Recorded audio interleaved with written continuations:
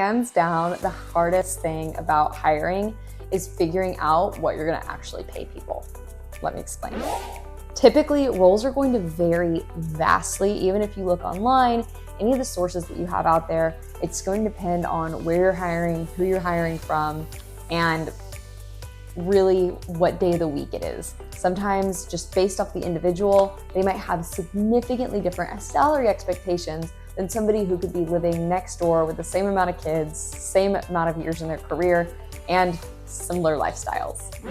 But in today's video, I'm going to talk about the 3 biggest factors when it does come to hiring and setting expectations.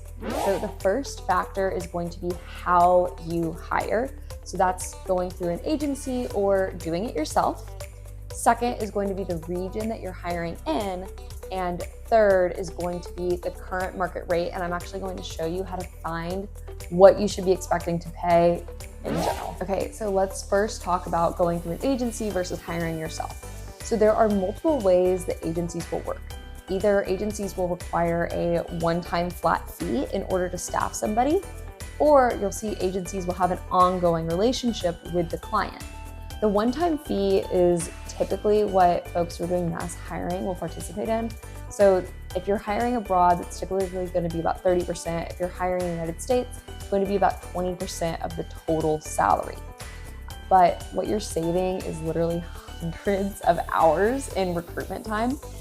Just for a point of reference, as somebody who owns a hiring agency, we have at any given time on any role 5 full-time recruiters who are devoting between 10 and 20 hours a week on just that role. So hiring in itself is a full-time job.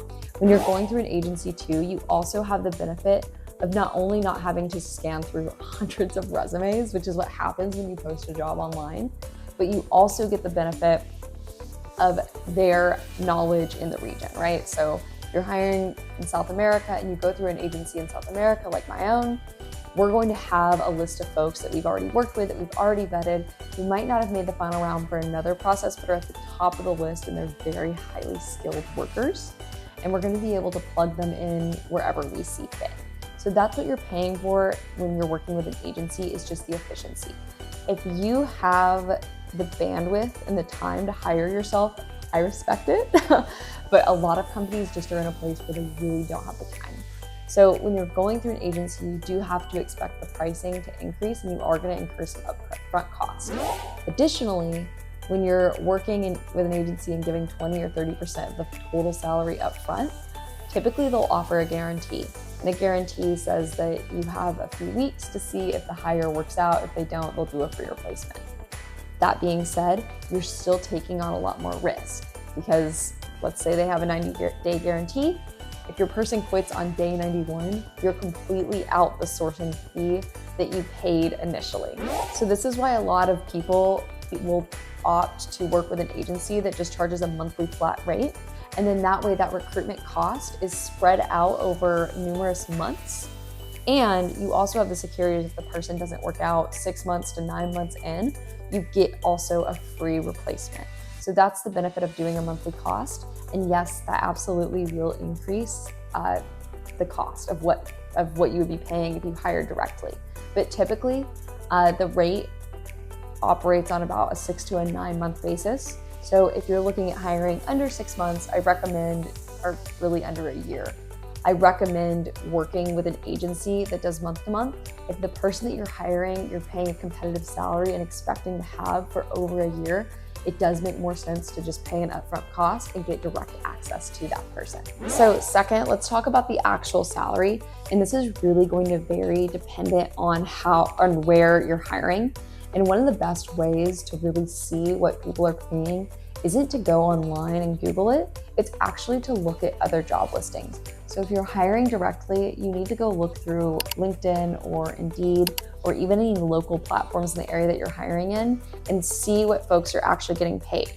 But you have to keep in mind that if they're being hired by a local company, especially in a lot of companies that have high outsourcing costs, you're going to have to still increase the salary. Let's say you're hiring somebody from Argentina.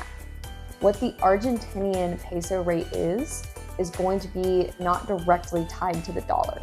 The peso, as of right now, has actually been going further than the dollar just because of the company or the country's unique inflation situation.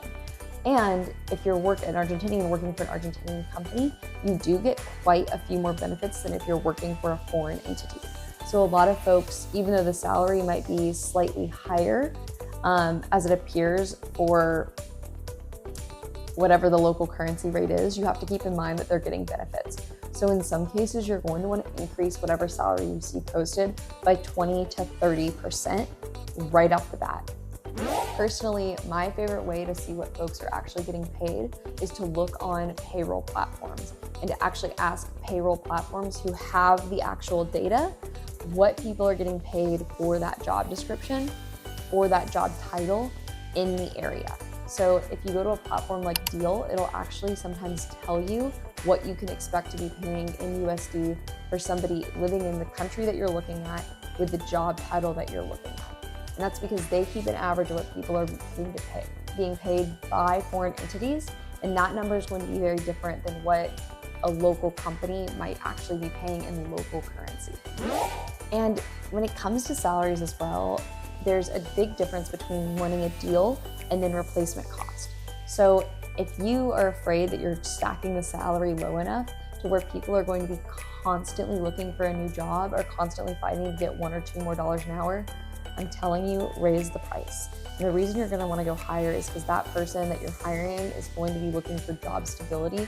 And if they know that they're going to have a higher salary and that you're paying above market rate, they're going to be more comfortable in the role. They're actually going to put time into it. And you're not going to have to spend money retraining and rehiring because you're pricing yourself below what you should be.